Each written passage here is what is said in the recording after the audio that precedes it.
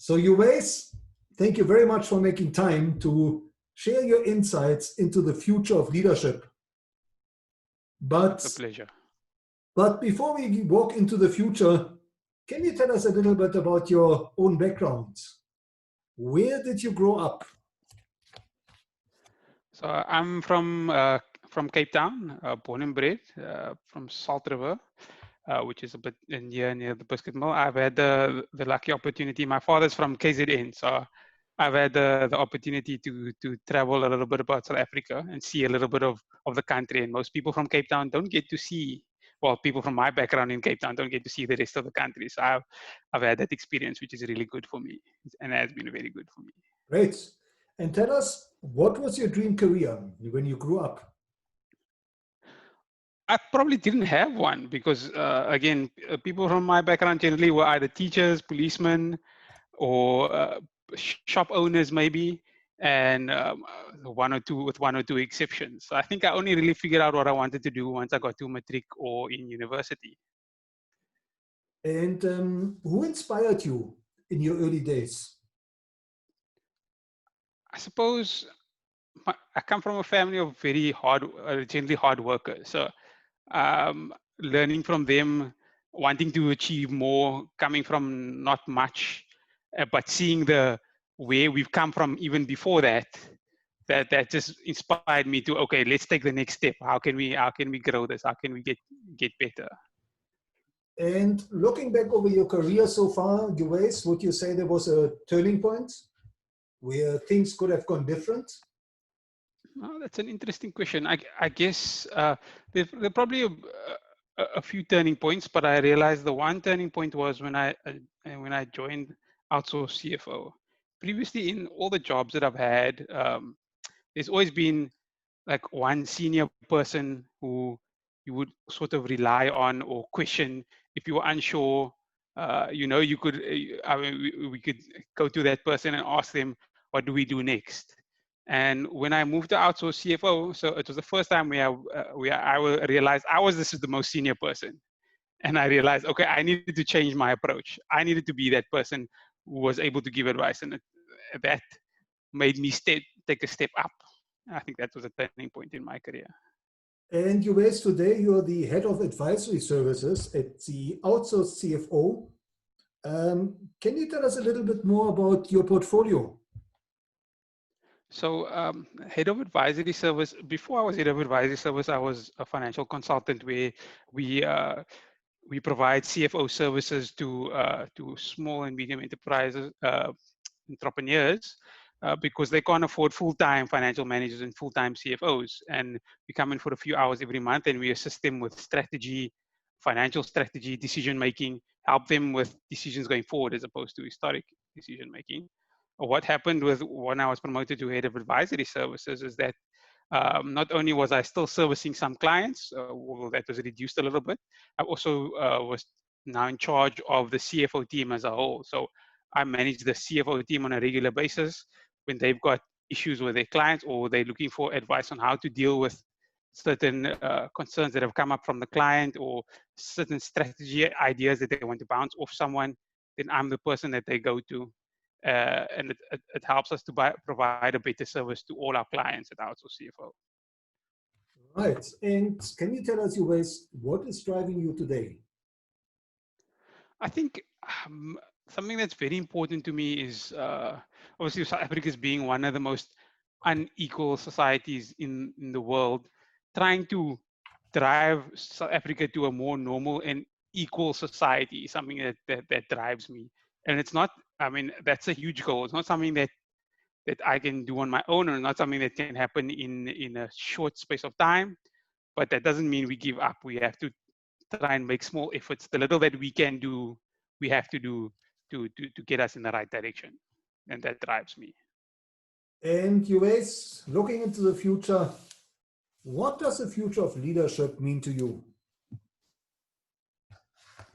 I think that's an interesting question. The future of leadership, it's more in the past, leaders were or seen to be the people that made the most money, that had the flashy cars.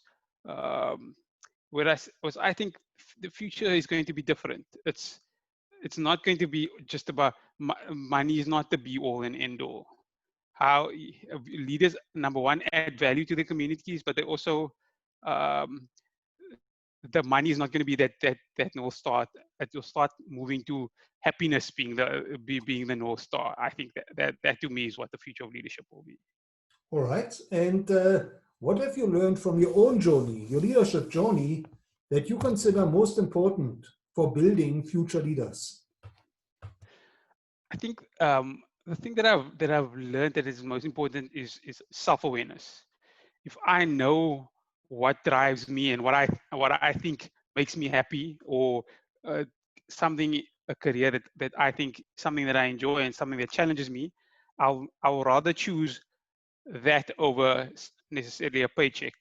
I could have gone to other organizations and uh, made more money or gotten a bigger salary, but I wouldn't necessarily be happy in the position that I'm in.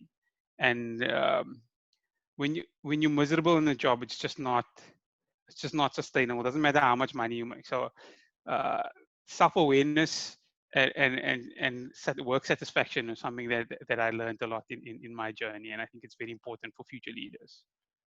And tell me, Uwais, when it comes to social media, what is your advice for aspiring leaders? How should they navigate and handle social media to build their own leadership brand? So the first thing is you have to put out content. Otherwise, what's the old saying? Your network is your net worth. Yeah. I've gotten into so many positions just because of the fact that I've just put out content and told people my story, and I haven't made up anything that hasn't happened. I've shared my experiences with others and thoughts that I've had. Even if you're an aspiring leader and you're just coming out of university, or you still have a story to tell. You can tell people about the obstacles you overcame during your university life, or the story. People like listening to stories. If you can give them a good story, a truthful story, and an honest story, that will also help grow your brand. And the story is important, but also adding value to the person. So you can't just write any story. If you make a difference in somebody else's life, they're going to keep coming back and looking at you, and your brand is just going to grow. And tell us, Uwais, you are very active on LinkedIn. What exactly is Yes. your advice for upcoming leaders? How should they communicate on LinkedIn? So LinkedIn's changed a lot from being, I guess, a place, online CV portal to a more social portal. But it's obviously not Facebook or any other social media. It's almost like the water cooler at the office. So it's starting to become less formal, but it's still important to know that you are at work. But it might be the casual side of work. LinkedIn is an opportunity to message people or to interact with people that you might never get the opportunity to interact with on a daily basis in your normal business, and you should use that opportunity. And that can be done by reaching out to them, number one, or even uh, when you put out content and they start seeing your post and they see your brand. The more your brand grows, the more people will be attracted to you as well. And I think that's the power of LinkedIn. And what is your advice for future leaders? What are the biggest challenges that they are likely to encounter in their career? I guess technology is one, because with technology changing at such a rapid level, I heard a saying that technology has changed faster than it's ever changed ever before, and it's currently at the slowest pace it will ever be going forward. So it will just keep changing, changing as you go along. So you need to remaining relevant in this changing in technologies. But there's a lot of skills and things that you can do. You don't necessarily have to stay abreast with all the technologies, but they are, if I can call it, key, how would you say, key tools that you can use to remain on top, or to keep being close to the top. And Uwais, if you were to develop a curriculum for future leaders, what are some of the new skills you would want to factor in? So in terms of taking a step back, skills that are always going to be worth having, emotional intelligence, managing people, those are the skills that will never go out of fashion. New skills, I would look for skills that are almost complementary, but they'll make you stand out slightly. So for example, and it also depends on your capabilities and what you're interested in. Like I'm a chartered accountant. Somebody who maybe who's a chartered accountant might also want to do a course in coding. Then they they they stand out from the crowd a little bit more. Uh, they differentiate a little bit more, so that CV or that somebody looking at that CV will think, okay, this person stands out. There's something different about this person. They bring something new to the table. So if you can bring something new to the table, whatever that might be, it might be that you're a doctor who's actually done a short digital marketing course, and that means that you know how to uh, use social media a lot better to grow your brand. Something that complements your skill that you're interested in. Now, Uwais, as a mentor to future leaders, can you maybe share a success story or two where you mentored an upcoming leader and that person took your advice to heart? So that's interesting. I think people are, and surprising, it doesn't matter how old you are or how young you are, and it happens. I think you just improve with experience. Sometimes people are just scared to take action.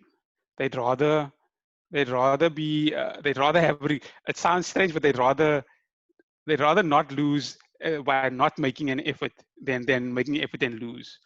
Uh, Convincing people just to make an effort. Not a lot of people worry about what are other people going to say, but you can't live your life on what other people say. So a lot of the mentees that I have, I say, just make the effort. Try something. What is the worst that can happen? And that's what I generally talk to my mentees about. And that's how I get them to take the next step. Is if you fail or if it doesn't work out the way you thought it would, number one, you learn something about yourself. You learned a new skill. So it's there's no it's a win-win situation. And I know it sounds small, but from a success story, it's just getting my mentees to take the next step, to be bold, and to move forward is something that I take pride in. And who would you say are the role models of leadership that you would recommend future leaders should study and learn from? So might be a little bit controversial, but I quite enjoy listening to Gary Vaynerchuk. Just the way he deals with people and talking about emotional intelligence and self-awareness. I think in the long term, that's somebody that people will study from a leadership point of view. Obviously, then your general guys like Simon Sinek, and if I'm being the obvious ones like Nelson Mandela and stuff like that. But I really like the way that and I listen to his podcast quite a bit. Is Gary Vaynerchuk. So, Uwais, how can our listeners get hold of you and where should they follow you? So I'm most active on LinkedIn. Feel free to invite me, follow my content. I generally try to post something of value every day, and I focus quite a bit on young graduates, but it's thoughts. It's also generally my thoughts, and it helps quite a lot of people. So LinkedIn is the place where you can get hold of me, definitely. And last but not least, Uwais, is there one piece of advice that you would really like to convey to future leaders that they should implement in their own life? It would basically be self-awareness and happiness being the North Star. Self-awareness, because then you know you're not going to take a job from just because it's more money. You will go into a career because you enjoy it. If you can enjoy going to a career every day, then that's exactly what I want for you. So self-awareness is key, and happiness being the North Star. Nothing is worth sacrificing your happiness or your long-term happiness. Definitely not. Yes, we'll go through struggles, but long term we want everyone to be happy.